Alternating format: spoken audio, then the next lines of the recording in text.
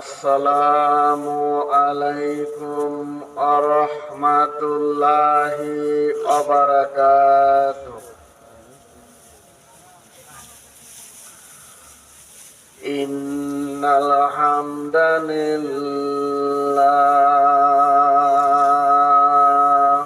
ভাই সাউন্ড কইবারে সাউন্ডটা বাড়া গানে তো লাগে না। ইন্নাল হামদালিল্লাহ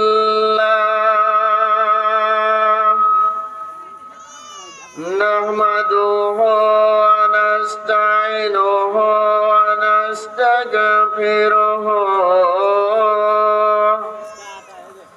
ওয়া নু'মিnu বিহি ওয়া নাতাওয়াক্কালু আলাইহি ওয়া নাউযু বিল্লাহি মিন শুরুরি আনফুসিনা ওয়া মিন সাইয়্যাতি আমালিনা। মান ইয়াহদিহিল্লাহু ফালা মুদিল্লা লাহু ওয়া মান ইয়াহদিহিল্লাহু ফালা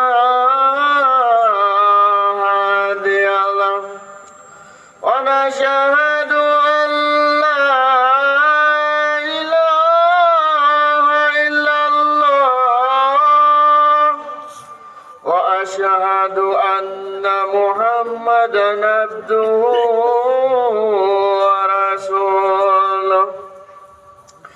আম্মা বা'দ, আউযু বিল্লাহি মিনাশ শাইতানির রাজীম।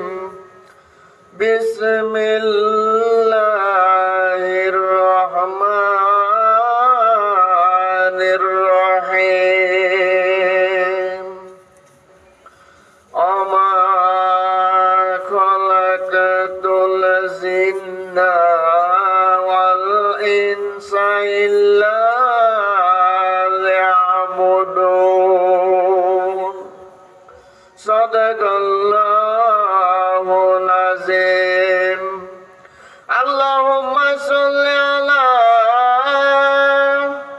মুহাম্মাদ ওয়া আলা আলি মুহাম্মাদ কামা সাল্লাইতা আলা ইব্রাহিম ওয়া আলা আলি ইব্রাহিম ইন্নাকা হামিদুন মাজিদ। আল্লাহুম্মা বারিক আলা মুহাম্মাদ ওয়া আলা আলি মুহাম্মাদ কামা বারাকতা আলা ইব্রাহিম ওয়া আলা আলি ইব্রাহিম ইন্নাকা হামিদুন মাজিদ। একটু জিকির করে লা ইলাহা ইল্লাল্লাহ, লা ইলাহা ইল্লাল্লাহ, লা ইলাহা ইল্লাল্লাহ, লা ইলাহা ইল্লাল্লাহ, লা ইলাহা ইল্লাল্লাহ মুহাম্মাদুর রাসূলুল্লাহ। সবাই জোরে জোরে বলে সাল্লাল্লাহু আলাইহি ওয়াসাল্লাম। আলহামদুলিল্লাহ, সিরাজগঞ্জ জেলার ঐতিহ্যবাহী বেলকুচি থানার অন্তর্গত তামাই পশ্চিম পাড়া আদর্শ গ্রাম এবং যুবক ভাইদের উদ্যোগে আয়োজিত আজকের এই বিশাল তাফসীরুল কোরআনের মাহফিল হতে পেরে আপনারা খুশি না বেজার? আপনারা খুশি না বেজার? সর্বপ্রথমেই জানাই সেই মহান রব্বুল আলামিনের দরবারে সমস্ত প্রশংসা, যে আল্লাহ তাআলা আজকে কোরআনের মাহফিল খানার ভিতর রহমত দ্বারা ভরপুর করে দিয়েছেন। যে আল্লাহ তাআলা আজকে কোরআনের মাহফিল খানার ভিতর হেদায়েত দ্বারা ভরপুর করে দিয়েছেন। যে আল্লাহ তাআলা আজকে কোরআনের মাহফিল খানা কবুল এবং মঞ্জুর করে নিয়েছেন। কথা বলেন ঠিক কিনা? কবুল করার মালিক কে? রহমত দেওয়ার মালিক কে? নিয়ামত দেওয়ার মালিক কে? আল্লাহ তাআলা যদি আজকে কোরআনের মাহফিল খানার ভিতর রহমত না দিতেন, আল্লাহ তাআলা যদি আজকে কোরআনের মাহফিল খানা কবুল এবং মঞ্জুরি না করতেন, আল্লাহ তাআলা যদি আজকে আমাদেরকে কোরআন এবং হাদিসের আলোকে আলোচনা করার তৌফিক না দিতেন, এই মুহূর্তে আজকের মাহফিল খানা হওয়ার কোনো সম্ভাবনা ছিল না। কথা বলেন ঠিক কিনা? এই মুহূর্তে আল্লাহ তাআলা আমাকে আপনাকে বিভিন্ন ভাবে পরীক্ষা করতেছেন। কথা বলেন ঠিক কিনা? এই মুহূর্তে আল্লাহ তাআলা আমাকে আপনাকে বিভিন্ন ভাবে পরীক্ষা করতেছেন।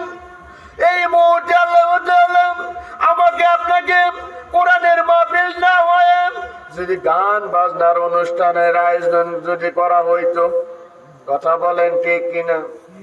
এই মুহূর্তে কোরআনের মাহফিল না হয়ে যদি মমতাজের গান বাজনার অনুষ্ঠানের আয়োজন করা হইতো, এই মুহূর্তে কোরআনের মাহফিল না হয়ে যদি ফাইটটা যায়, বুকটা ফাইটটা যায়, গানের অনুষ্ঠানের যদি আয়োজন করা হইতো, এই মুহূর্তে তামাই গ্রামে শুধু নয় সারা বাংলাদেশের ভিতর মনে হয় না লক্ষ লক্ষ কোটি কোটি আশাবাদ দিত। কথা বলেন ঠিক কিনা? আল্লাহ তাআলা কোরআনের মাধ্যমে আল্লাহ তাআলা আমাকে আপনাকে পরীক্ষা করতেছেন। এই মুহূর্তে দেখি তামাই পশ্চিম পাড়া গ্রামে কতজন কোরআনের মাহফিল খানা শুনতে যায়। এই মুহূর্তে আল্লাহ তাআলা আমাকে আপনাকে হাসপাতালের বিছানায় ভর্তি করে রাখতে পারতেন। পারতেন কি পারতেন না? এই মুহূর্তে আমি আপনাদের মাঝে চ্যালেঞ্জ দিয়ে বলে গেলাম, এই মুহূর্তে সিরাজগঞ্জ হাসপাতাল বলেন, ঢাকা হাসপাতাল বলেন, জেনারেল হাসপাতাল বলেন, এই মুহূর্তে হাজার হাজার রোগী ভর্তি দেখতে পারবো। কথা বলেন ঠিক কিনা? আমার সাথে চ্যালেঞ্জ নিতে চান? এই মুহূর্তে হাজার হাজার রোগী ভর্তি করে দেখতে পারবো। অনেক ক্যান্সার রোগী আছে, অনেক ডায়াবেটিসের রোগী আছে, অনেক পোড়া রোগী আছে, কত ধরনের রোগী আল্লাহ তাআলা ওই সমস্ত হাসপাতালের বিছানায় ভর্তি করে রেখেছেন। কথা বলেন ঠিক কিনা? আল্লাহ তাআলা আমাকে আপনাকে রহমত দান করেছেন। আল্লাহ তাআলা আমাকে আপনাকে যাচাই করে বাছাই করে, আল্লাহ তাআলা আমাকে আপনাকে নমিনেশন করে, আল্লাহ তাআলা বাছাই করে আমাকে আপনাকে কোরআনের একটি মাহফিল খানা আমাকে আপনাকে শোনার জন্য তৌফিক দান করেছেন। সেই মহান আল্লাহ তাআলার কাছে আমরা অন্তঃস্থল থেকে আবারও শুকরিয়া আদায় করে নেই। সবাই জোরে জোরে বলে আলহামদুলিল্লাহ। মানব জাতির সবচেয়ে বড় নিয়ামত হলো সুস্থতা। কথা বলেন ঠিক কিনা? সুস্থতা হলো মহান আল্লাহ তাআলা দেওয়া সবচেয়ে দামি নিয়ামত। এই মুহূর্তে আল্লাহ তাআলা যদি আমাকে আপনাকে সুস্থ না রেখে অসুস্থ ভাবে তো রাখতে পারতেন, পারতেন কি পারতেন না? সুস্থতা হলো মহান আল্লাহ তাআলার দেওয়া সবচেয়ে বড় নিয়ামত। যারা অসুস্থ আছেন, অসুস্থ যারা ছিলেন, হাসপাতালে যারা ছিলেন, তা একমাত্র তারাই বুঝতে পারবেন সুস্থতার কি দাম। আল্লাহ তাআলা আমাকে আপনাকে সুস্থ রাখছেন, সুন্দর রাখছেন, কোরআনের মাহফিল খানার ভিতরে হেদায়েত দান করেছেন। এই মুহূর্তে আল্লাহ তাআলা আমাকে আপনাকে দুটি হাত ছাড়ো তৈরি করতে পারতেন, পারতেন কি পারতেন না? এই মুহূর্তে আল্লাহ তাআলা আমাকে আপনাকে দুটি পা ছাড়াও তৈরি করতে পারতেন। এই মুহূর্তে আল্লাহ তাআলা দুটি চোখ ছাড়াও তৈরি করতে পারতেন। দুটি চোখের কি দাম, দুটি চোখের কি দাম! একটু দুটি চোখ বেঁধে 5-10 ঘন্টা একটু হাঁটা চলা করে দেখেন, দেখবেন চোখের কি দাম। কথা বলেন ঠিক কিনা? এই আল্লাহ তাআলা আমাকে আপনাকে দুটি পা দান করেছেন। কাল কিয়ামতের ময়দানে আমার আপনার যে কি পায়ের কি দাম একটু চিন্তা করে দেখেন। দুটো পা বেঁধে, দুটো পা সুন্দরভাবে বেঁধে, যাদের পাও নাই একটু হাঁটা চলা করে দেখেন দুটি পায়ের কি দাম। কথা বলেন ঠিক কিনা? সেই আল্লাহ তাআলা আমাকে আপনাকে দুটি হাত দান করেছেন। দুটি হাত বেঁধে, দুটি হাত আমাকে আপনাকে না ইউজ করে একটু ব্যবহার করে দেখেন কাজের কি দাম। খাওয়ার কি কষ্ট, কাজের কি কষ্ট, দেখার কি কষ্ট, শোনার কি কষ্ট, হাঁটা চলার কি কষ্ট, কথা বলেন ঠিক কিনা? সেই মহান আল্লাহ তাআলার কাছে আমরা আবারও শুকরিয়া আদায় করেন। এই সবাই জোরে জোরে বলি আলহামদুলিল্লাহ। অতঃপর লাখো কোটি দরুদ ও সালাম বর্ষিত হোক সেই রাসূলের উপর। আল্লাহ তাআলা যেই নবীকে সৃষ্টি না করিলে এই দুনিয়ার আসমান থেকে শুরু করে নিয়ে জমিন পর্যন্ত কোনো কিছুই সৃষ্টি হতো না। সেই নবীর উপর একবার হইলেও দরুদ শরীফ পাঠ করা দরকার আছে কি নাই?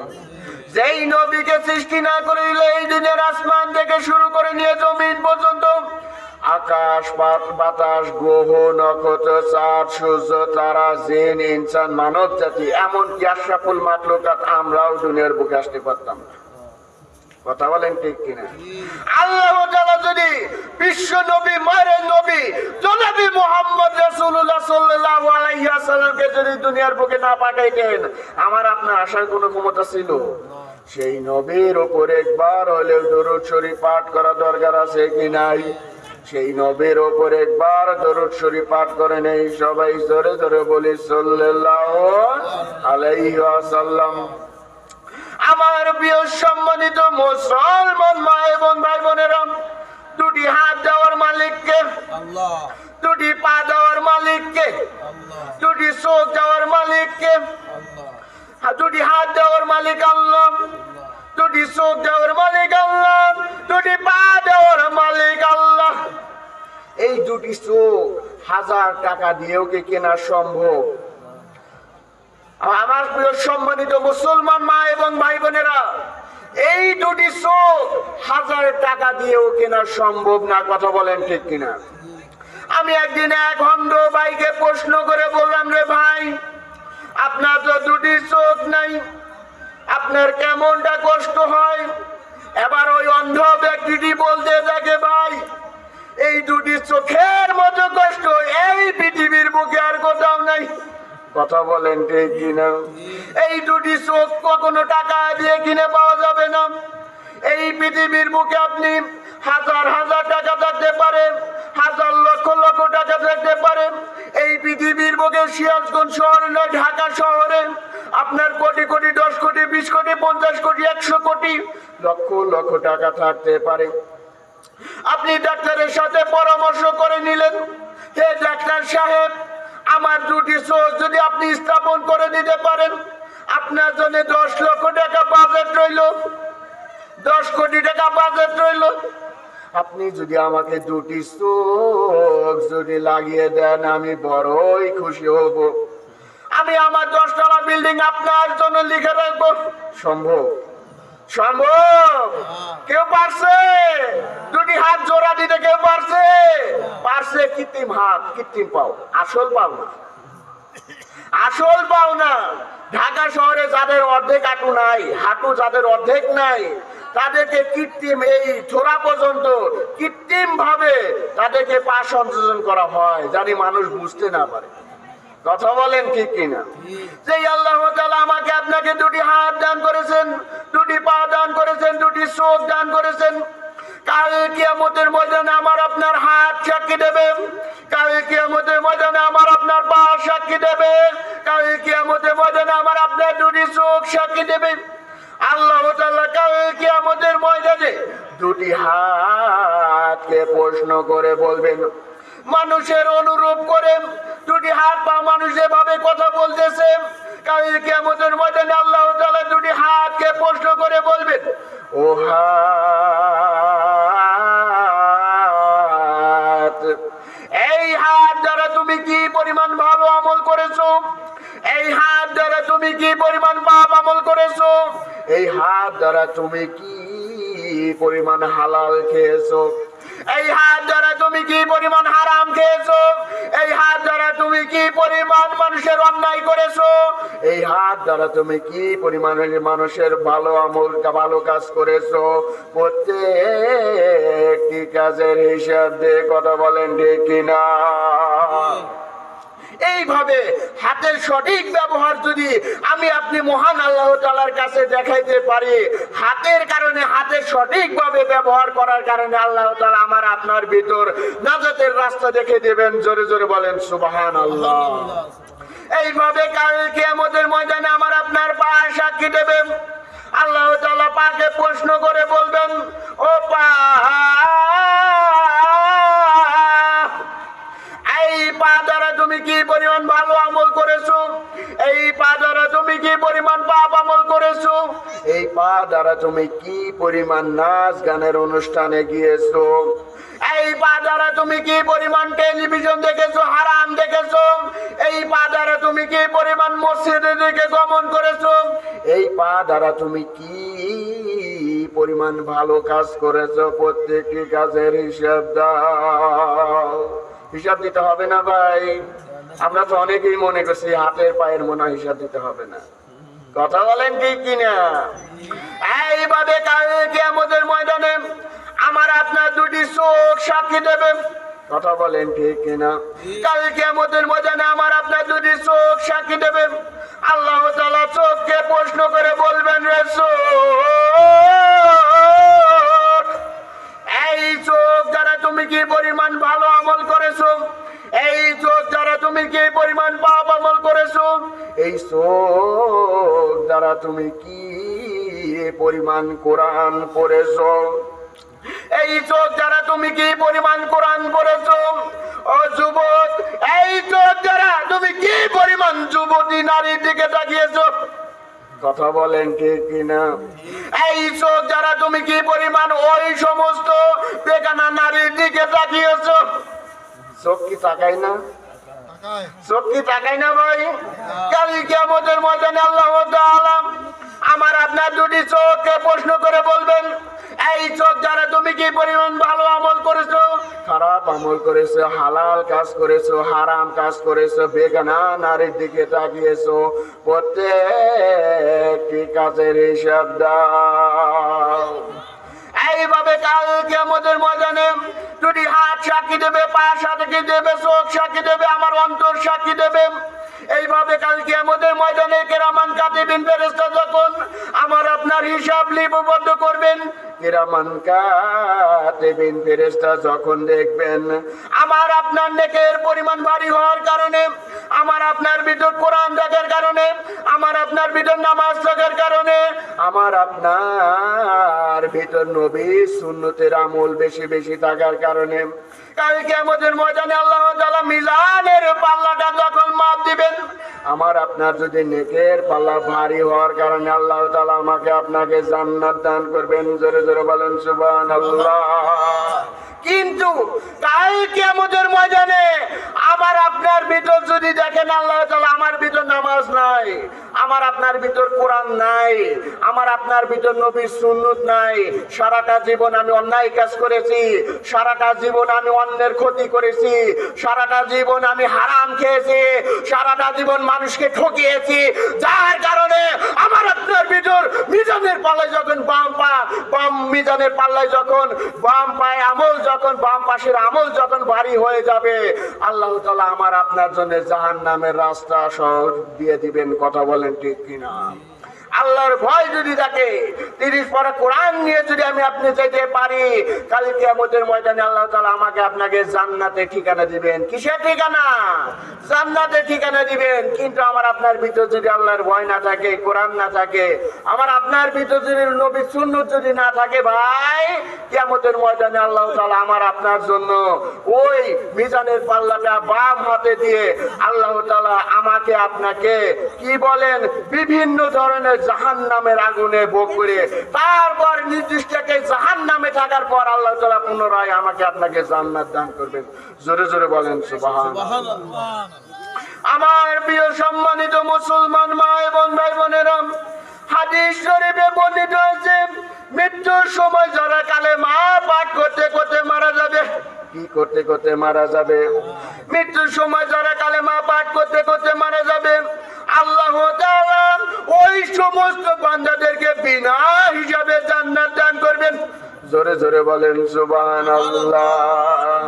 শুধু তাই নয়, মৃত্যুর সময় যারা নামাজ পড়তে পড়তে মারা যাবে, মৃত্যুর সময় যারা কালেমা পড়তে পড়তে মারা যাবে, মৃত্যুর সময় যারা সিজদারত অবস্থায় মারা যাবে, মৃত্যুর সময় যারা কোরআন পড়তে পড়তে মারা যাবে, মৃত্যুর সময় যারা কোরআন পড়তে পড়তে মারা যাবে, আল্লাহ তাআলা শুধু তাই নয়, যারা জুম্মার রাত্রিতে মারা যাবে, যারা রোজা থাকা অবস্থায় মারা যাবে, আল্লাহ তাআলা ওই সমস্ত ব্যক্তিদেরকে জান্নাতের সার্টিফিকেট দিয়ে দিবেন। জোরে জোরে বলেন সুবহানাল্লাহ। আমরা কি চাই না আল্লাহ তাআলা মৃত্যুর সময় জান্নাত দান করুক? মৃত্যুর সময় কি কালেমা নসিব হোক? জুম্মার রাত্রি থেকে মৃত্যু হতে চান না ভাই? আমার প্রিয় সম্মানিত মুসলমান মা এবং ভাই বোনেরা, এইভাবে আল্লাহ তাআলা মানব জাতিকে দুনিয়ার ভিতর পরীক্ষার ভিতর রেখেছেন। কথা বলেন ঠিক কিনা? হাদিস শরীফে বর্ণিত আছে, এক সাহাবীকে যখন এক যুবক ব্যক্তি যখন মারা যাইতেছে, সাহাবীগণ প্রশ্ন করে বললেন, রে যুবক, এবার তুমি যখন মুমূর্ষু অবস্থায় রয়েছে, এবার তুমি কালেমাটা পাঠ করো। কালেমা তয়্যিবা লা ইলাহা ইল্লাল্লাহু মুহাম্মাদুর রাসূলুল্লাহ। সবাই জোরে জোরে বলেন সুবহানাল্লাহ। ওই যুবককে যখন প্রশ্ন করে বলা হলো, রে যুবক, এবার তুমি কালেমা পাঠ করো। এবার যুবক ছেলেটি উত্তর দেয়, আমি কালেমা পাঠ করতে পারছি না। এবার বিশ্ব নবী, মায়ের নবী জনাবে মুহাম্মদ রাসূলুল্লাহ সাল্লাল্লাহু আলাইহি ওয়াসাল্লাম, সাহাবাগণ বিশ্ব নবী, মায়ের নবী জনাবে মুহাম্মদ রাসূলুল্লাহ সাল্লাল্লাহু আলাইহি ওয়াসাল্লাম কাছে আরজ করলেন, ইয়া রাসূলুল্লাহ সাল্লাল্লাহু আলাইহি ওয়াসাল্লাম, অমুক গ্রামের অমুক ছেলেকে কালেমা পাঠ করতে বলা হলো। অমুক গ্রামের অমুক ছেলেটিকে যখন কালেমা পাঠ করতে বলা হলো, সে কালেমা পাঠ করতে পারছে না। এবার বিশ্ব নবী, মায়ের নবী জনাবে মুহাম্মদ রাসূলুল্লাহ সাল্লাল্লাহু আলাইহি ওয়াসাল্লাম সাহাবাদেরকে প্রশ্ন করে বললেন, যাও যাও যাও, ওই যুবক ছেলেটিকে ডাক দিয়ে নিয়ে এসো। এবার যুবক ছেলেটিকে যখন বিশ্ব নবী, মায়ের নবীর কাছে হাজির করা হলো, এবার বিশ্ব নবী, মায়ের নবী জনাবে মুহাম্মদ রাসূলুল্লাহ সাল্লাল্লাহু আলাইহি ওয়াসাল্লাম যুবক ছেলেটিকে আবার প্রশ্ন করে বললেন, এবার তুমি কালেমা পাঠ করো। কালেমা তয়্যিবা লা ইলাহা ইল্লাল্লাহু মুহাম্মাদুর রাসূলুল্লাহ। জোরে জোরে বলেন সাল্লাল্লাহু আলাইহি ওয়াসাল্লাম। বিশ্ব নবী, মায়ের নবী যখন যুবককে প্রশ্ন করে বলা হলো, এবার যুবক ছেলেকে উত্তর দেয়, ভাই হুজুর, আমি তো কালেমা পাঠ করতে পারছি না। এবার যুবক ছেলেকে বিশ্ব নবী, মায়ের নবী জনাবে মুহাম্মদ রাসূলুল্লাহ সাল্লাল্লাহু আলাইহি ওয়াসাল্লামের কাছে আরজ করলেন, তুমি কেন কালেমা পাঠ করতে পারছো না? আবার যুবক ছেলেটি উত্তর দেয়, হুজুর, এই দুনিয়ার বুকে আমি আমার মায়ের অবাধ্যতা ছিলাম। কি ছিল? আমার মায়ের অবাধ্যতা ছিলাম। এবার মায়ের অবাধ্যতার কারণে ওই যুবক ছেলেটি কালেমা পাঠ করতে পারছে না। এবার বিশ্ব নবী, মায়ার নবী জনাবে মুহাম্মদ রাসূলুল্লাহ সাল্লাল্লাহু আলাইহি ওয়াসাল্লাম সাহাবাদেরকে প্রশ্ন করে বললেন, হে সাহাবাগণ, দেখো দুনিয়ার বুকে ছেলেটির মা বেঁচে আছে কিনা। এবার সাহাবাগণ বিশ্ব নবী, মায়ের নবী জনাবে মুহাম্মদ রাসূলুল্লাহ সাল্লাল্লাহু আলাইহি ওয়াসাল্লামের কাছে প্রশ্ন করে বললেন, ইয়া রাসূলুল্লাহ সাল্লাল্লাহু আলাইহি ওয়াসাল্লাম, হুজুর, এই দুনিয়াতে ছেলেটির মা বেঁচে আছে, যাও যাও ছেলেটিকে মাকে ডাক দিয়ে নিয়ে এসো। এবার বিশ্ব নবী, মায়ের নবী জনাবে মুহাম্মদ রাসূলুল্লাহ সাল্লাল্লাহু আলাইহি ওয়াসাল্লাম এবার যুবক ছেলেটির মাকে প্রশ্ন করে বললেন, এই দেখো, এটা তোমার সন্তান কিনা? এটা তোমার সন্তান কিনা? এবার মা প্রশ্ন করে বললে, হুজুর, হ্যাঁ, এই ছেলেটা হলো আমার ছেলে।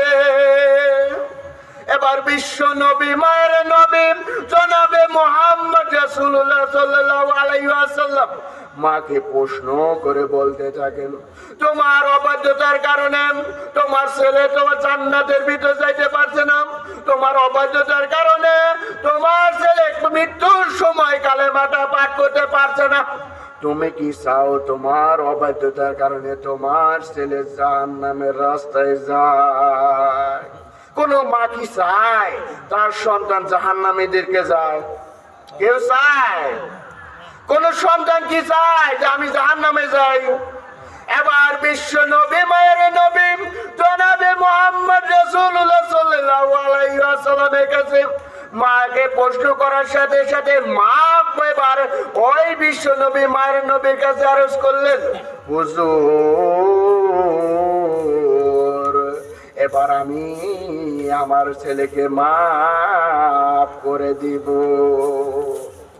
এই কথা বলার পর বিশ্ব নবী মায়ের নবী জনাবে মুহাম্মদ রাসূলুল্লাহ সাল্লাল্লাহু আলাইহি ওয়াসাল্লাম মাকে প্রশ্ন করে বললেন, তুমি যদি তোমার সন্তানকে জান্নাতে পাইতে চাও, তুমি যদি তোমার সন্তানকে জান্নাতের ভিতর দিতে চাও, তাহলে তুমি যদি তোমার সন্তানকে মৃত্যুর সময় কালেমা নসিব করাতে চাও, তাহলে তুমি তোমার ওই সন্তানের জীবনের সমস্ত গুনাহ খাতা মাফ করে দাও। জোরে জোরে বলেন সুবহানাল্লাহ।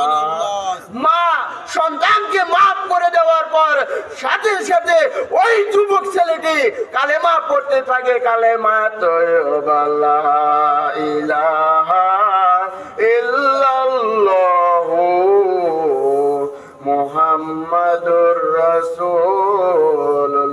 জোরে জোরে বলেন সাল্লাল্লাহু আলাইহি ওয়াসাল্লাম। এই কথা বলার পর বিশ্ব নবী মায়ের নবী জনাবে মুহাম্মদ রাসূলুল্লাহ সাল্লাল্লাহু আলাইহি ওয়াসাল্লাম মাকে মাফ করে দেওয়ার পর ছেলেটি মৃত্যুর সময় যখন কালেমা পাঠ করতে করতে মারা যায়, আল্লাহ তাআলা তাকে জান্নাতের সার্টিফিকেট দিয়ে দিলেন। জোরে জোরে বলেন সুবহানাল্লাহ। আর মানে বোঝা গেল মা যদি সন্তানকে মাফ করে দেয়, আল্লাহ তাআলা ওই সন্তানকে জান্নাতের ভিতর সার্টিফিকেট দিয়ে দিবেন। জোরে জোরে বলেন সুবহানাল্লাহ। এই কারণে বিশ্ব নবী মায়ের নবী জনাবে মুহাম্মদ রাসূলুল্লাহ সাল্লাল্লাহু আলাইহি ওয়াসাল্লাম ফরমান, মায়ের পায়ের নিচে সন্তানের বেহেশত। জোরে জোরে বলেন সুবহানাল্লাহ। মায়ের মাটি নিচে করলে কি জান্নাত পাওয়া যাবে? মায়ের সাথে ভালো আকাজ করতে হবে, মায়ের কথা মতো চলতে হবে, মাকে সব সময় কখনো কষ্ট দেওয়া যাবে না, ওই মায়ের সাথে কখনো বেয়াদবি করা যাবে না, ওই মাকে কখনো কষ্ট দেওয়া যাবে না। বর্তমান সময়ে যে অনেক হারামখোর নেশাখোর সন্তানকে দেখা যায়, গতকালকে এক ফেসবুক ইউটিউবে দেখলাম মাটা বুড়ি মা হয়ে গেছে, ওই মাকে সন্তান লাঠি দিয়ে ঘর থেকে বের করে দিয়েছে। জোরে জোরে বলেন নাউজুবিল্লাহ। আমাদের বেলকুচির বুকে কয়েকদিন আগে দেখলাম ওই মাকে নদীর ধারে ফেলে দিয়েছে। নাউজুবিল্লাহ বলেন। এমন ঘটনা আছে কি নাই? ওই সমস্ত মায়ের বদর কারণে আল্লাহ তাআলা ছেলের জন্য জাহান্নাম বন্ধ, জান্নাতের রাস্তা বন্ধ করে জাহান্নামের দিকে নিয়ে যাবে। কথা বলেন ঠিক? আমার প্রিয় সম্মানিত মুসলমান মা এবং ভাই বোনেরা, ওই মায়ের সাথে ভালো ব্যবহার করতে হবে, মায়ের জন্য সব সময় প্রাণ উজাড় করে দোয়া করতে হবে। মায়ের জন্য কোন সন্তান যদি নামাজ পড়ে মহান আল্লাহ তাআলার কাছে দোয়া করে, রব্বির হামহুমা কামা রাব্বায়ানি সগীরা, জোরে জোরে বলেন সুবহানাল্লাহ।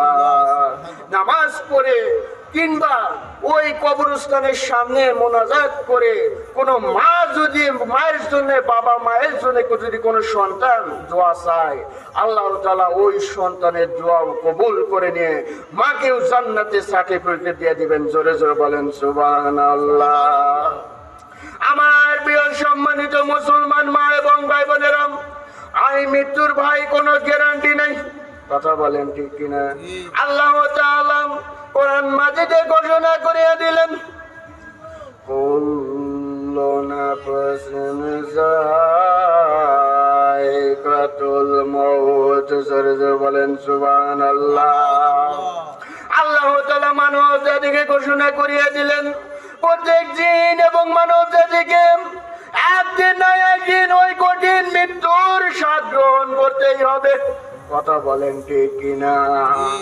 আল্লাহ তাআলা শুধু মানব জাতিকে বলেন নাই, আল্লাহ তাআলা শুধু মানব জাতিকে বলেন নাই, আল্লাহ তাআলা বলেছেন প্রত্যেক জিন এবং প্রাণ মানব জাতির যার জান আছে তাকেই একদিন না একদিন মৃত্যুর স্বাদ গ্রহণ করতেই হবে। কথা বলেন ঠিক কিনা?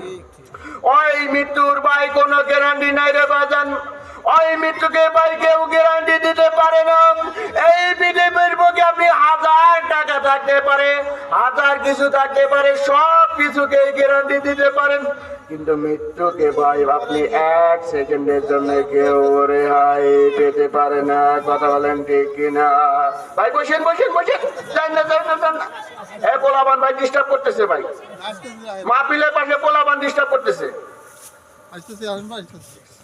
একটু জিকির করে লা ইলাহা ইল্লাল্লাহ, লা ইলাহা ইল্লাল্লাহ। তোমরা বসো বসো, পোলাবান বসো। লা ইলাহা ইল্লাল্লাহ,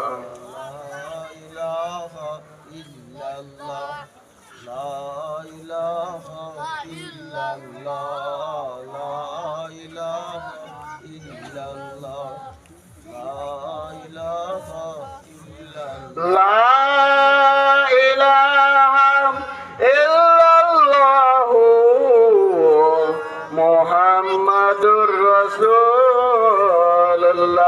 সবাই জোরে জোরে বলি সাল্লাল্লাহু আলাইহি ওয়াসাল্লাম। আমার প্রিয় সম্মানিত মুসলমান মা এবং ভাই বোনেরা, ওই মৃত্যুর ভাই কোনো গ্যারান্টি নাই। ওই মৃত্যুকে ভাই এই পৃথিবীর বুকে কেউ গ্যারান্টি দিতে পারে না। কথা বলেন ঠিক কিনা? আমার আপনার ভিতর যখন আজরাইল আলাইহিস সালাম চলে আসবে, আমার আপনার যখন হায়াত শেষ হয়ে যাবে, আমার আপনার যখন রিজিক শেষ হয়ে যাবে রে বাজান, এই দুনিয়া জগৎ হইতে আমাকে আপনাকে এই দুনিয়া জগৎ হইতে পরকাল কবর জগতের জন্য প্রিপারেশনটা নিতে হবে। কথা বলেন ঠিক কিনা? এই দুনিয়ার বুকে আপনার লক্ষ লক্ষ টাকা থাকতে পারে রে বাজান, এই দুনিয়ার বুকে আপনার লক্ষ কোটি কোটি টাকা থাকতে পারে, কিন্তু আজরাইল আলাইহিস সালাম যখন আমার আপনার ভিতর চলে আসবে, 1 সেকেন্ডের জন্য কিন্তু ওই আজরাইল আলাইহিস সালামের সাথে 1 সেকেন্ডের জন্যও কিন্তু রেহাই পেতে পাওয়া যাবে না। কথা বলেন ঠিক কিনা? আমার প্রিয় সম্মানিত মুসলমান মা এবং ভাই বোনেরা, আপনারা ঘুষ দিয়ে চাকরি পাইতে পারেন, ঘুষ দিয়ে আপনি বড় বড় নেতা হইতে পারেন, ঘুষ দিয়ে আপনি বড় বড় এমপি হইতে পারেন, ঘুষ দিয়ে আপনি বড় বড় পার্লামেন্টের মালিক হইতে পারেন, ঘুষ দিয়ে আপনি এমবিবিএস বড় বড় ডাক্তার হইতে পারেন, কিন্তু আজরাইল আলাইহিস সালাম কিন্তু 1 পয়সাও ঘুষ খায় না। আজরাইল আলাইহিস সালাম ঘুষ খায়? কেউ কি দেখাইতে পারবেন? ও আজরাইল, মৃত্যুর সময় আমি তোমাকে 10 লক্ষ টাকা দেব, মৃত্যুর সময় আমি তোমাকে 10 লক্ষ টাকা দেব, তার বিনিময়ে তুমি যদি আমাকে 5টা বছর এই দুনিয়ার বুকে বেঁচে রাখতা, ইস আমি বড়ই খুশি হয়ে যাইতাম। কথা বলেন ঠিক কিনা? আর মানে বোঝা গেল, টাকা দিয়ে আপনি বড় বড় নেতা হইতে পারেন, টাকা দিয়ে আপনি বড় বড় ডাক্তার হইতে পারেন, টাকা দিয়ে আপনি বড় বড় এমবিবিএস পাস করতে পারেন, চাকরি পাইতে পারেন, নেতা হইতে পারেন। ঘুষ দিয়ে 10 লক্ষ 20 লক্ষ টাকা দিয়ে 1 কোটি টাকা দিয়ে হলেও আজরাইল আলাইহিস সালামের কাছে 1 সেকেন্ডের জন্য কখনো রেহাই পেতে পারেন না। কথা বলেন ঠিক কিনা? আজরাইল আলাইহিস সালাম যদি ঘুষ খাইতো, হে আজরাইল, আমি তোমাকে এই মুহূর্তে তোমার কত টাকা লাগবে, বান্ডিল বান্ডিল টাকা দেব, 10 লক্ষ নয়, 20 লক্ষ নয়, আপনি চুক্তি দিয়ে বিল্ডিং কিনতে পারেন, জায়গা পয়সা কিনতে পারেন, চুক্তি দিয়ে আপনি বড় বড় কিছু হইতে পারেন। আজরাইল আলাইহিস সালামের সাথে যদি চুক্তি করেন, এ আজরাইল আপনি তো মরণটা নিবেনই 5 বছর পরে নেন, 5 বছরের মধ্যে যে আপনাকে 10 লক্ষ টাকা দেবো, 1 কোটি টাকা দেবো, কেউ জানি জানতে পারে না। আজরাইল আলাইহিস সালাম মানবে? আজরাইল আলাইহিস সালাম মানবে? এই কারণে ভাই মৃত্যুর জন্য সর্ব অবস্থায় প্রিপারেশনটা নিতে হবে। কথা বলেন ঠিক কিনা? এই দুনিয়ার বুকে আসার ভাই সিরিয়াল আছে, যাবার কোনো সিরিয়াল নাই। দাদার আগে বাবা চইলা যাইতেছে রে বাজার, দাদার আগে বাপ চইলা যাইতেছে।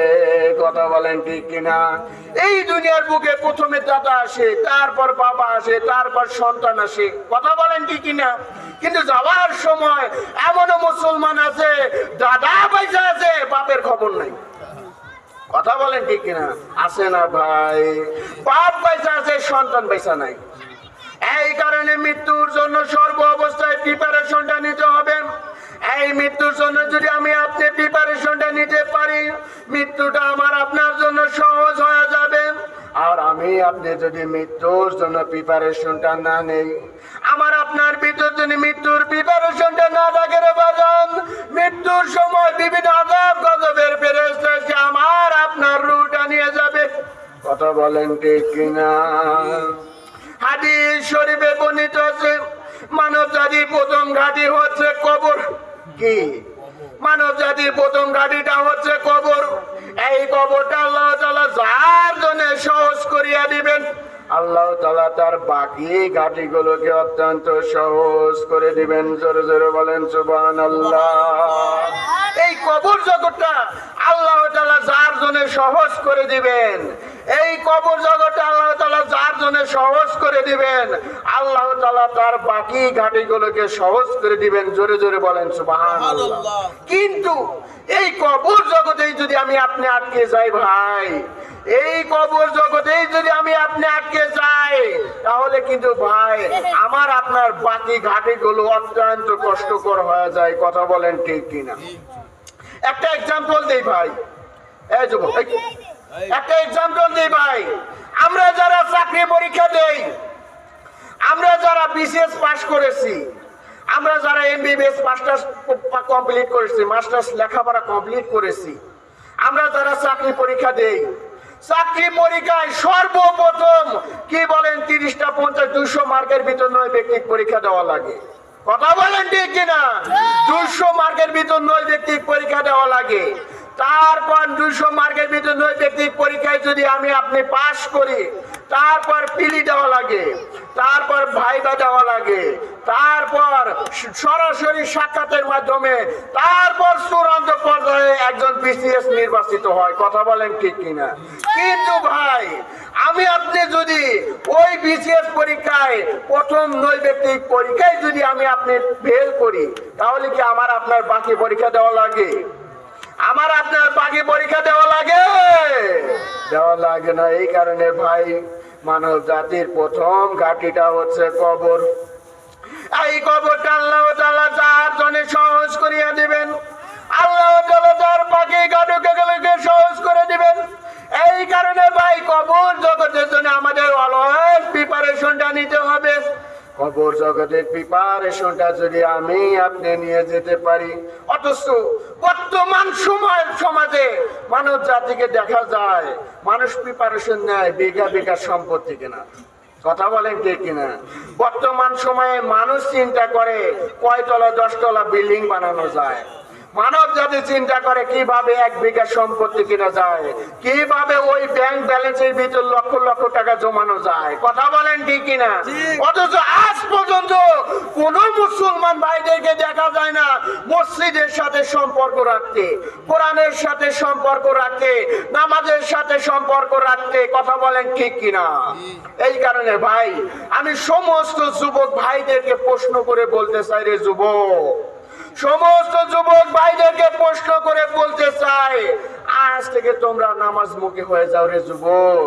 হাতে পায়ে ধরে বলি, নামাজের জন্য প্রিপারেশনটা নিয়ে নাও রে যুবক। যুবক তুমি যদি নামাজের জন্য প্রিপারেশনটা নাও, আল্লাহ তাআলা তোমাকে নামাজের সাথে হাসর নাসর করাইবেন। জোরে জোরে বলেন সুবহানাল্লাহ। হাদিস শরীফে বর্ণিত আছে, যুবক যদি বুঝতো যুবক বয়সে নামাজ পড়ার কি মূল্য, যুবক কখনো নামাজ ছাড়তো না। যুবক যদি বুঝতো যুবক বয়সে কোরআন পড়ার কি মূল্য, যুবক কখনো কোরআন ছাড়তো না। যুবক যদি বুঝতো যুবক বয়সে মহান আল্লাহ তাআলার সাথে মহাব্বত করার কি মূল্য, যুবক কখনো মহান আল্লাহ তাআলাকে ছাড়তো না। আজকাল সমাজে দেখা যায় যুবকদেরকে কখনো মসজিদের দিকে যেতে দেওয়া হয়, দেখা যায় না। কথা বলেন ঠিক কিনা? যুবক যদি বুঝতো যুবক বয়সে নামাজ পড়ার কি মূল, যুবক কখনো নামাজ ছাড়তো না। আমি একদিন এক যুবককে প্রশ্ন করে বলছিলাম, রে যুবক, এখন তো আসরের আজান হয়ে গেছে, চলো যুবক আমরা মহান আল্লাহ তাআলার উদ্দেশ্যে চলো আমরা মসজিদের দিকে গমন করি।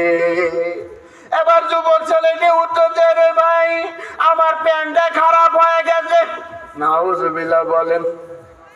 আমার লুঙ্গিটা খারাপ হয়ে গেছে। ভাই আপনি আমাকে নামাজের দাওয়াতটা দিলেন, আলহামদুলিল্লাহ। আমার প্যান্ট সব শরীরটা নাপাক হয়ে গেছে, কিভাবে নামাজ পড়বো? কথা বলেন ঠিক কিনা? এইভাবে আর একদিন আমি এক যুবককে প্রশ্ন করে বললাম, রে যুবক চলো আমরা দুজন মিলে নামাজটা পড়তে যাই। এবার যুবক ছেলেটি উত্তর দেয়, আমি তো বুড়াই হই নাই, এখনই নামাজ পড়বো। এমনও যুবক আছে কি নাই? আমি তো বুড়াই হই নাই, এখনই নামাজ পড়বো।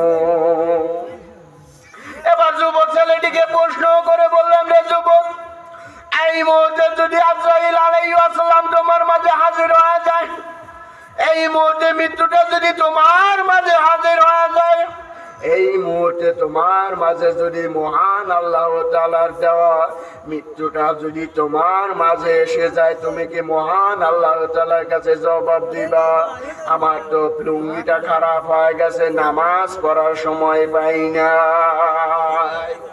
এই কারণে ভাই এই গ্রাম হইতে কত যুবক কবর জগতে চলে যাইতেছে। কথা বলেন ঠিক কিনা? সে কি জানতো আমি এই মুহূর্তে মারা যাব? অথচ ওই যুবক যদি 5 ওয়াক্ত নামাজ যদি নিয়ে যাইতো, যুবক যদি কোরআনটা নিয়ে যাইতো, ওই যুবক যদি মহান আল্লাহ তাআলার ভয়টা নিয়ে যাইতো, আশা করা যাইতো ওই যুবক মহান আল্লাহ তাআলার জান্নাতের জন্য অন্তত একটু হলেও তার জন্য প্রিপারেশনটা নিয়ে পারতো। কথা বলেন ঠিক কিনা? কিন্তু যুবক আজকাল যুবক দেখে কখনো মসজিদের দিকে নিয়ে যেতে দেখা যায় না, শুধু দেখি মুরব্বী আর মুরব্বী, মুরব্বী আর মুরব্বী। এই কারণে ভাই আমি সকল যুবক ভাইদেরকে উদ্দেশ্য করে বলবো, রে যুবক নামাজ মুখে হয়ে যাও। আজরাইল আলাইহিস সালাম আসলে 1 সেকেন্ডও দেরি করবে না। কথা বলেন ঠিক কিনা? নাকি আজরাইল আলাইহিস সালামকে ঢাকা থেকে ভাড়া করে আনা লাগবে? আজরাইল আলাইহিস সালামকে কি সিরাজগঞ্জ থেকে ভাড়া করে আনা লাগবে? এই কারণে ভাই তোমার জন্য সব সময় আজরাইল আলাইহিস সালাম তার পান্তে আছে। এইভাবে যুবক যখন মসজিদের মাইকের নামাজের জন্য উদ্দেশ্য হয়ে যায়, এইভাবে মসজিদের মাইকে যখন ওই মুয়াজ্জিন সাহেব যখন আযান দিয়ে দেন, আল্লাহু আকবার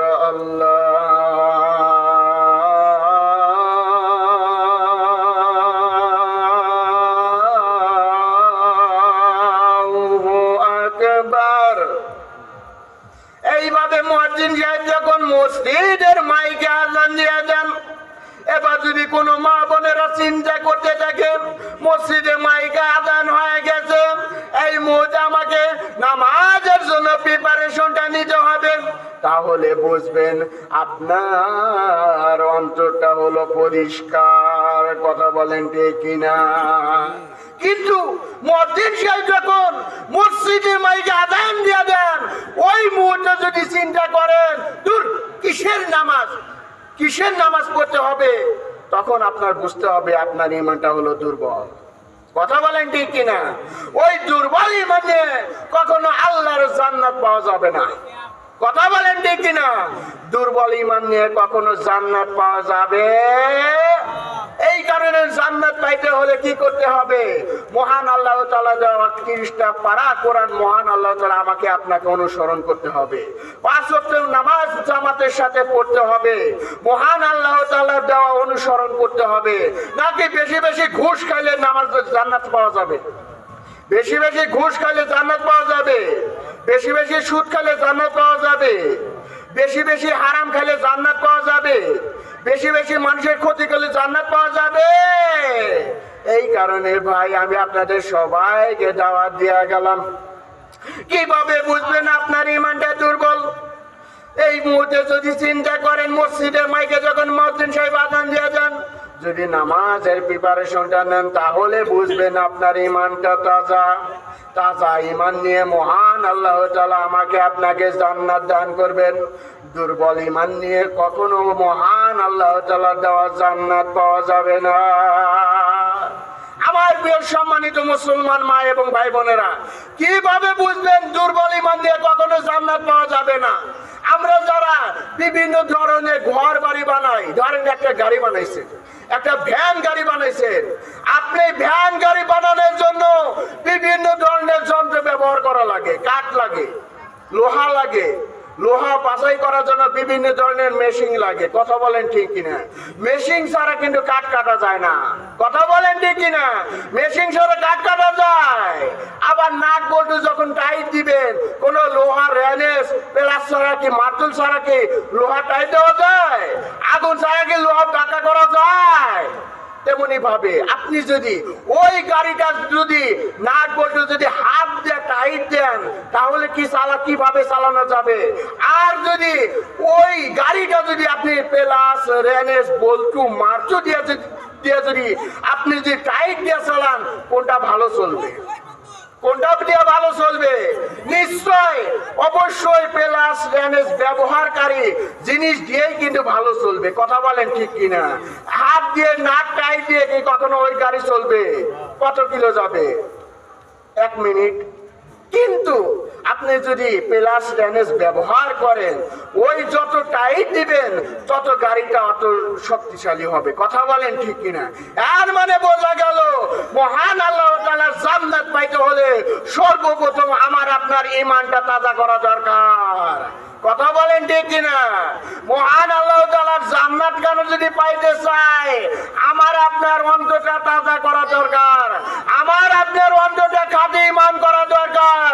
আমার আপনার ঈমানটা অত্যন্ত বিশুদ্ধ ঈমান দরকার। কথা বলেন ঠিক কিনা? কিন্তু যে ঈমানের ভিতর সুদ থাকে, যে ঈমানের ভিতর ঘুষ থাকে, যে ঈমানের ভিতর মহান হারাম থাকে, যে ঈমানের ভিতর মানুষের ক্ষতি থাকে, ওই ঈমান দিয়ে কখনো আল্লাহর জান্নাত দেওয়া কখনো সম্ভব নয়। কথা বলেন ঠিক কিনা? এই কারণে রে বাজার সকল মা ভাই বোনদেরকে বলতে চাই, বেশি বেশি কোরআনকে অনুসরণ করেন, কোরআনকে মহব্বত করেন, নামাজকে মহব্বত করেন। আল্লাহ তাআলা যদি আমার আপনার ভিতর মসজিদের ভিতর মৃত্যুটাও রাখতে পারতেন, পারতেন কি পারতেন না? মসজিদে যারা মারা যায় তাদের মৃত্যুটা হলো ঈমানি মৃত্যু। কথা বলেন ঠিক কিনা?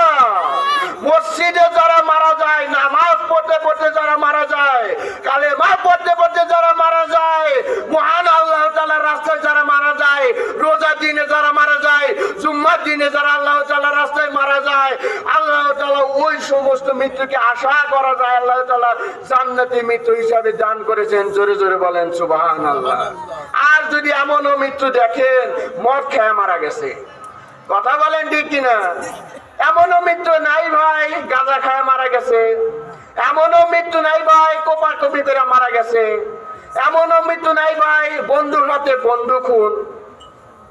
আজ কয়েকদিন আগে আমি এক নিউজে দেখলাম, আমার পাশের গ্রামে কোনাবাড়ি গ্রাম, ওই গ্রামে একটা ছেলেকে 1000 গাঁজাখোর ছেলেরা, 2টি গাঁজাখোর ছেলে মাত্র 1000 টাকার জন্য তাকে হত্যা করা হয়েছে। কথা বলেন ঠিক কিনা? এক ছেলেকে মাত্র 1000 টাকার জন্য ওই ছেলেটাকে গাঁজাখোররা হত্যা করে ফেলেছে। আবার আমি আর কয়েকদিন আগেও দেখলাম, আমার এই যে দেলোয়াকান্দি গ্রামে এক ভাইকে, নাম হলো মিজান, মিজান ভাইকে ওই সন্ত্রাসীরা হত্যা করে মেরে ফেলেছে। কথা বলেন ঠিক কিনা? তাকে যখন ঢাকায় হাসপাতালে নিয়ে যাওয়া হয়, ওই ভাইকে দেখলাম কি অবস্থা। এর মানে বোঝা গেল ওই ভাইকে চাইছিল আমার এখন মৃত্যু হবে, নিশ্চয় চাইছিল আমি আরো বড় হমু, বুড়া হমু, আমার পোলাপান হবে, ছেলে পেলে হবে, তারপর আল্লাহ তাআলা যেন আমাকে আপনাকে নিয়ে যায়। তার নিয়ত ছিল না ভাই। আপনারা যারা যুবক আছেন, যুবক ভাইদেরকে প্রশ্ন করে বলবো, আপনারা চান আমার সন্তান হোক, সন্তান মানুষের মতো মানুষ হবে, আমার সন্তান বড় বড় বিসিএস হবে, কিন্তু এমন অবস্থা হয়েছে যুবক অবস্থায় সে দুনিয়া হইতে কবর জগতে চলে গেছে। এমনও যুবক আছে কি নাই? এই কারণে ভাই, দুর্বল ইমান নিয়ে কখনো মহান আল্লাহ তাআলার জান্নাত পাওয়া যাবে না। কথা বলেন ঠিক কিনা? কিসের পরে দেখাও রে যুবক? কিসের অহংকার দেখাও? কিসের এত অহংকার দেখাও? কিসের এত বাহাদুরি? কিসের বাহাদুরি দেখাও? তোর চোখটা বন্ধ হলেই তুমি শেষ। কথা বলেন ঠিক কিনা? তোর চোখটা বন্ধ হলে তুমি শেষ। বাহাদুরি বাদ দাও, কোটিপতি বাদ দাও, চিন্তা করো কিভাবে মসজিদের সাথে সম্পর্ক করা যায়। অথচ আজকাল যুবকদেরকে দেখা যায় মেয়ের নেশা। কথা বলেন ঠিক কিনা? আছে না ভাই? আছে না ভাই? অবৈধ প্রেম, অবৈধ রিলেশন কখনো মানব জাতিকে ভালো কিছু দিতে পারে না। কথা বলেন ঠিক কিনা? আজকাল যুবকদেরকে দেখা যায় রিলেশনের মাধ্যমে বিয়ে করে, ওই হারাম রিলেশনের কারণে বিয়েটাও টেকে না। কথা বলেন ঠিক কিনা? এর মানে বোঝা গেল হারামের ভিতর কোনো আরাম নাই। কথা বলেন ঠিক কিনা? হারামের ভিতর কোনো আরাম। আপনারা অনেকেই চিন্তা করে, অনেকে চিন্তাকারী আছে, অনেক চিন্তাকারী চিন্তা করে, ইস আমি অমুকের কাছ থেকে 10 লক্ষ টাকা নিয়েছিলাম, অমুকের কাছ থেকে 10 লক্ষ টাকা নিয়েছিলাম। বর্তমান সমাজে দেখেন, বর্তমান সমাজে দেখেন, আমি ভুল বলছি না মিথ্যা বলছি? অনেকেই চিন্তা করে। গত কয়েকদিন আগে উল্লাপাড়ায় দেখলাম ফেসবুকে এক ভাইয়ের 17 লক্ষ টাকা তার চিন্তায় হয়েছে। এখন ওই চিন্তাকারী যখন বাড়িতে নিয়ে যায় তখন চিন্তা করে আমি তো বড়ই ভাগ্যবান হয়ে গেছি। কথা বলেন ঠিক কিনা? 2 দিন পর তার নামে মামলা হইল। সিসি ক্যামেরা দেখা ফুটেজ দেখে তার নাম অমুক, তার গ্রাম অমুক, উল্লাপাড়া পুণ্যবাটি অমুক গ্রামে। ওই ছিনতাইকারীকে যখন আশেপাশের একটা লোক যখন তাকে প্রশ্ন করে বলা হলো ছিনতাইকারীর সাথে ওই লোকের পরিচয় আছে, এ ভাই এ কি বলেন, এ মফিজ তুই কই? তোর তো পুলিশ তো তোর ধরবে নিয়ে গেছে। আসেন নাই ভাই, পুলিশ তোকে ধরতে আসছে। এখন মফিজ ছেলেটা টেনশনে পড়ে যায়। 2 দিন আগেও সে কোটিপতি ছিল। কি ছিল? 2 দিন আগেও সে কোটিপতি ছিল। এবার মফিজ ছেলেটা টেনশনে পড়ে যায়। মফিজ ছেলেটা টেনশনে পড়ে যায়। এবার লোভী ছেলেটা চিন্তা করতে থাকে, আজ আমার অত্যন্ত দুঃখের দিন। টাকাটা কি হালাল ছিল না হারাম ছিল? টাকাটা হালাল ছিল না হারাম ছিল? আর মানে বোঝা গেল হারামের ভিতর কোনো আরাম, হারামের ভিতর কোনো লাভ। সব লাভ কিসের ভিতর? হালালের ভিতর। সব লাভ কিসের ভিতর? হালালের ভিতর। বর্তমান সময়ে যেই অবস্থা পরিপ্রেক্ষিতে ঘটছে, হারাম ছাড়া তো মানুষই নাই। কথা বলেন ঠিক কিনা? অথচ হালালের ভিতর আরাম আছে, হারামের ভিতর কোনো আরাম। এই কারণে আমাদেরকে হালাল উপার্জন করতে হবে, হালাল ভক্ষণ করতে হবে। আমার আপনার রিজিকটা হালাল হইতে হবে, আমার আপনার কাপড় চোপড় হালাল হইতে হবে। সর্বোপরি আমার আপনার ঈমানটা বিশুদ্ধ করতে হবে। বিশুদ্ধ ঈমান নিয়ে তবে আশা করা যায় আল্লাহ তাআলা আমাকে আপনাকে সুস্থ রাখবেন, টেনশন মুক্ত রাখবেন।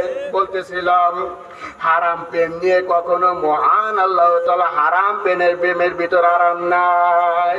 গত কয়েকদিন আগে ফেসবুকে দেখলাম বরিশালে এক মেয়ের সাথে ঢাকার এক ছেলের সাথে প্রেম। প্রথমে কি করছে, মেসেঞ্জারে হাই দিছে। ওই ছেলেটা আবার পাগল হয়ে গেছে। হাই তুমি কেমন আছো? আমিও ভালো আছি। এবার তোমার গ্রামের নাম কি? আস্তে আস্তে কথা বলতে বলতে এমন পর্যায়ে এসেছে এখন তাকে আই লাভ ইউ বলা শুরু করেছে। আচ্ছা বলেন তো, অবৈধ মেয়ের সাথে কথা বলা জায়েজ না না জায়েজ? মেসেঞ্জারে ফেসবুকে কথা বলা, অন্য কি পর নারীর সাথে কথা বলা জায়েজ না না জায়েজ? না জায়েজ। এবার ওই ছেলেটাও পাগল হয়ে গেছে, মেয়েটাও পাগল হয়ে গেছে। বাস্তব ঘটনা। এবার ছেলেটা পাগল হয়ে বরিশালে প্রায় 480 কিলোমিটার দূরে ওই মেয়ের কাছে গেছে, মেয়ের সাথে দেখা করছে। দেখা করে কয়েকদিনের মধ্যে বিয়ে করেছে।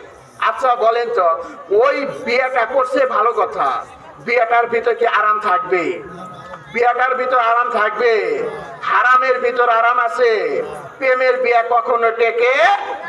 প্রেমের বিয়ে কখনো টেকে?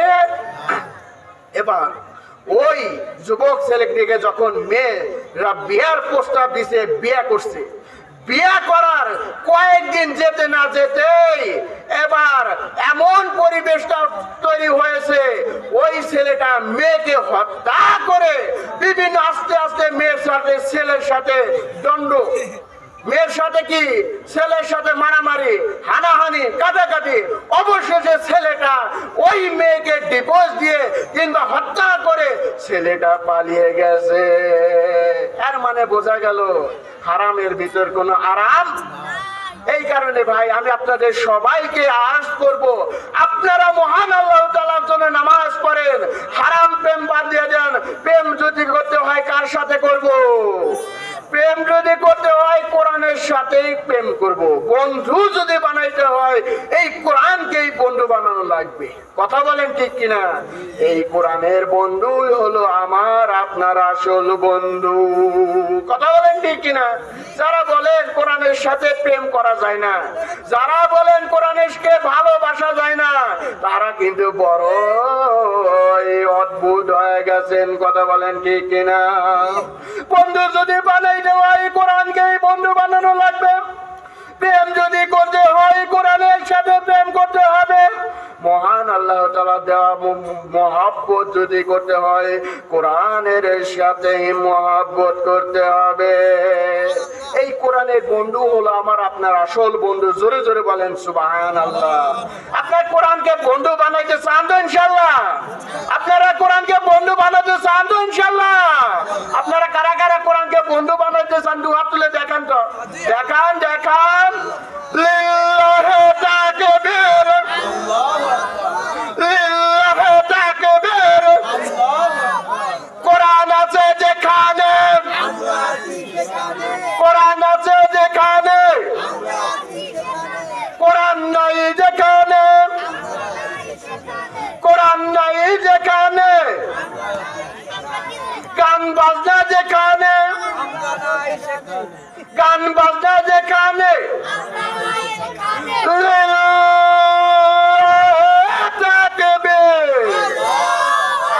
একটু জিকির করে লা ইলাহা ইল্লাল্লাহ, লা ইলাহা ইল্লাল্লাহ।